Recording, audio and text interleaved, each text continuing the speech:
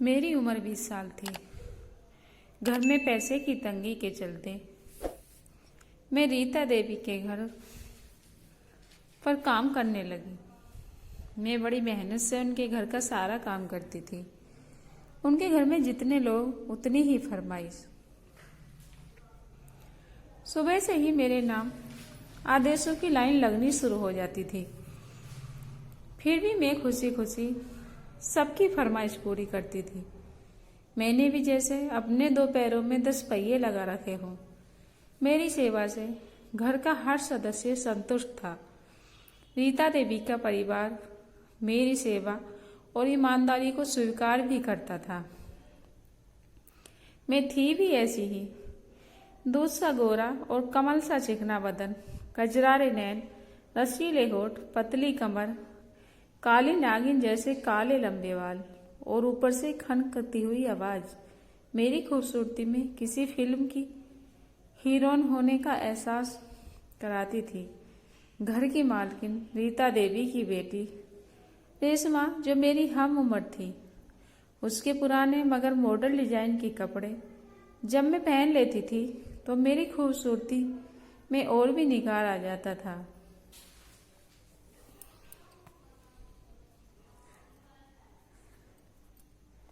रीता देवी का बेटा अजय, जो मुझ पर लट्टू था, हमेशा मेरे आसपास डोलते रहने की कोशिश करता था। मैं भी मन ही मन उसे चाहने लगी थी।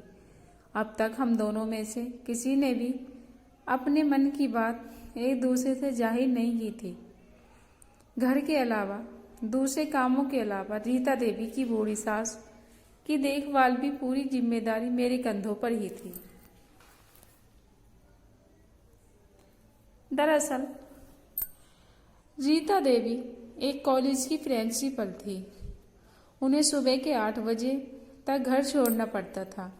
बड़ा बेटा अजय और बेटी रेशमा दोनों सुबह 9 बजे तक अपने अपने कॉलेज के लिए निकल जाते थे। रीता देवी के पति अमन जी का खुद का बिजनेस था। उनके मिलने वालों की चाय नाश्ते का इंतजाम भी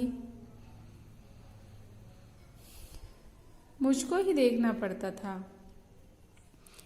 मैं सुबह के 7 बजे उनके फ्लैट पर पहुंच जाती थी। पूरे 10 घंटे लगातार काम करने के बाद शाम के 6 बजे तक मैं अपने घर लौट पाती थी।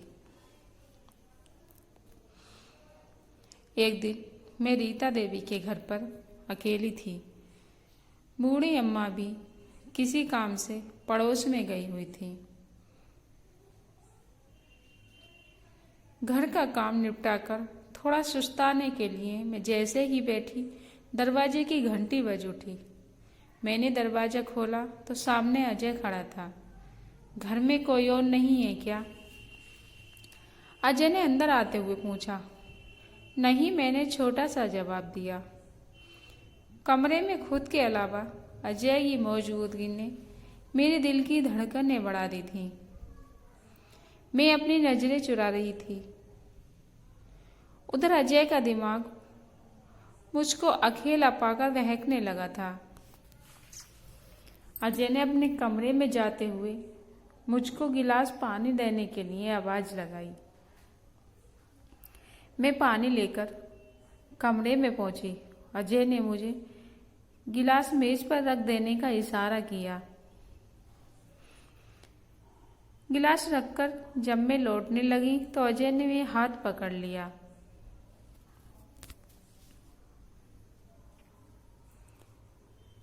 एक तो लड़की का बदन, मुश्किल से मिली तन्हाई और मालिक होने का रौब अजय पूरी तरह अपने अंदर के हैवान के आगे मजबूर हो चुका था।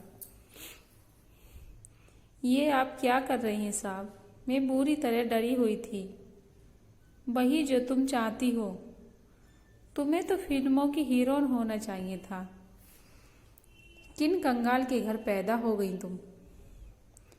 कोई बात नहीं, तुम तो किसी बड़े घर की बहू बनने के लायक हो। मैं तुम्हें बहुत प्यार करता हूँ। मैं तुमसे शादी करना चाहता हूँ। फिर अजय ने गिरा दिया और सवार होने लगा। ताकत का इस्तेमाल करते हुए बड़ी बेशर्मी से बोला, पहले अपने परिवार की बहू बनाता हूँ, लेकिन शादी से पहले यह सब करना पाप होता है। मैं गिड़गिड़ाने लगी। पाप पूरने का हिसाब बाद में समझाना बेवकूफ लड़की। पहले मैं जो चाहता हूँ वह करने दे। अजय आग में दहक रहा था। इसके आगे वह और हरकत करता। घर का दरवाजा खटाकर खुला। सामने रीता देवी खड़ी थी। अपनी माँ को देख अजय पहले तो डरा, फिर पतरा पलटकर पलंग से उतर गया। मैं भी उठ खड़ी हुई। यह सब क्या हो रहा है? रीता देवी ने चीखते हुए बोला। देखिए ना मम्मी, कैसी बदचलन लड़की को आपने घर में नौकरी दे दी है। अकेला देखकर इसने मुझे जबरन खींच लिया। यह इस घर की बहू बनने के सपने देख रही है। अजय ने एक ही सांस में अपना कसूर मेरे सिर मार दिया। नहीं मालकिन, नहीं, यह सच नहीं है, कहते हुए मैं रो पड़ी। देख रही है मम्मी, कितनी ढीठ लड़की है यह कब से मुझ पर डोरे डाल रही है। आज मुझे अकेला पाकर अपनी असलियत पर उतर ही आई। अजय सफाई देता हुआ बोला, मैं खूब जानती हूँ इन छोटे लोगों की अपनी औकात दिखाई ही देते हैं। अब मैं इसे काम पर नहीं रखूंगी।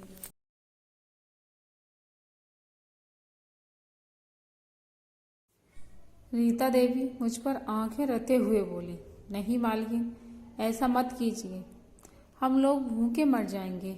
मैं बोली, भूखे क्यों मरोगे? अपने आप को लेकर बाजार में बैठ जाओ। अपनी भूख के साथ साथ दूसरों की भी भूख मिटाओ। घर में झाड़ू पोछा कर कर कितना कमाओगी? चलो निकलो मेरे घर से। मेरे बेटे पर लांछन लगाती है, रीता देवी बेरुखी से बोली।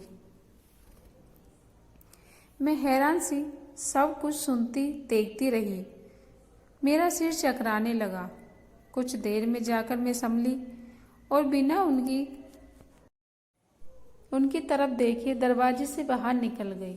घर आकर मैंने रोते रोते सारी दास्तान अपनी माँ को सुनाई।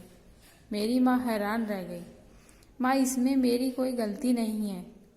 यह सच है कि मैं मन ही मन अजय बाबू को चाहने लगी थी, पर इन सब बातों के लिए मैं कभी तैयार नहीं थी।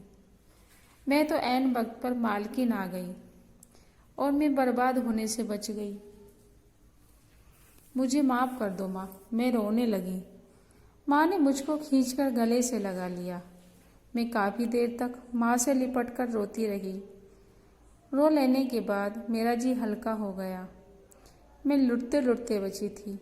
इसके लिए मैं मन ही मन रीता देवी को धन्यवाद भी दे रही थी।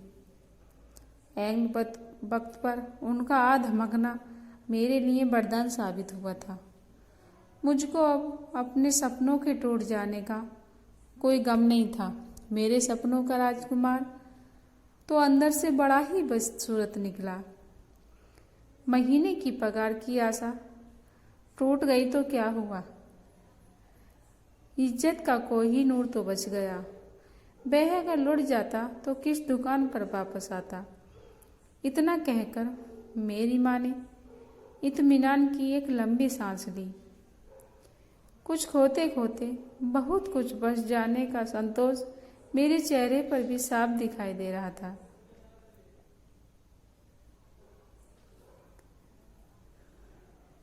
आई हो कहानी आप लोगों को पसंद आई हो तो प्लीज़ वीडियो को लाइक शेयर कीजिए और हर रोज़ नई कहानी पढ़ने के लिए चैनल को सब्सक्राइब कीजिएगा। धन्यवाद।